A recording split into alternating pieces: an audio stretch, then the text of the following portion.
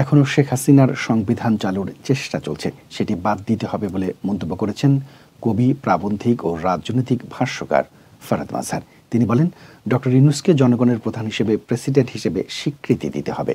সবাই মিলে গণ অভ্যুত্থানের মাধ্যমে তাকে নির্বাচিত করা হয়েছে। যারা এই বিপ্লবে অংশ নিয়েছেন তাদের একটি জাতীয় কাউন্সিল হবে, সেখানে বিএনপিও থাকবে। সেখানে নতুন গঠনতন্ত্র প্রণয়ন হবে। বিএনপির প্রধান দায়িত্ব হচ্ছে গঠনতন্ত্র তৈরি হওয়া পর্যন্ত সর্বাত্মকভাবে সহায়তা করা। প্রেস ক্লাবে প্রতিবাদী নাগরিক সমাজের উদ্যোগে আয়োজিত সেমিনারে এসব মন্তব্য করেন তিনি।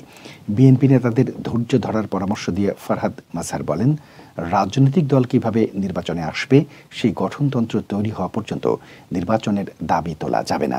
বিএনপিকে উল্লেখ করে তিনি আরও বলেন, তারা এই জনগণের মধ্যেই আছে, দলকে সামনে আনা যাবে না।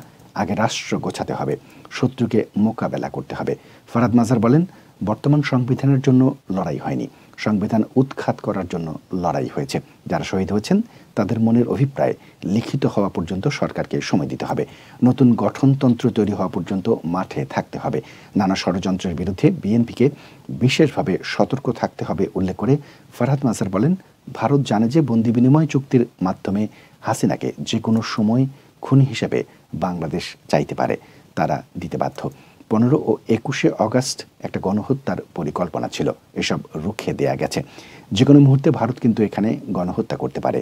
নিজেদের মধ্যে বিভেদ তৈরি করা যাবে না।